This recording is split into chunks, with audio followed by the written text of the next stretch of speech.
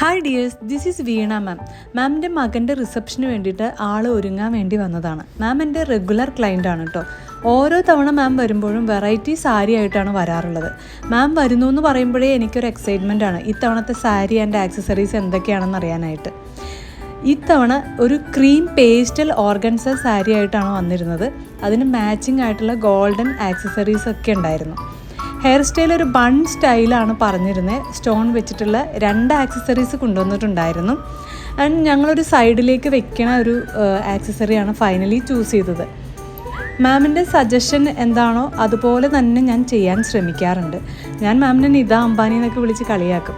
ഇതുപോലെ ഓരോ ഒക്കേഷനും വെറൈറ്റി ആയിട്ട് ഒരുങ്ങിപ്പോകുന്ന മാമിനെ കാണാൻ എനിക്ക് ഒത്തിരി ഇഷ്ടമാണ്. And this is hair final look.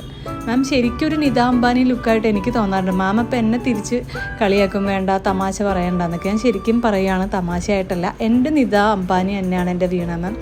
And next മാമിൻ്റെ ലുക്കിന് വേണ്ടിയിട്ട് ഞാൻ ഇനിയും കാത്തിരിക്കുകയാണ്.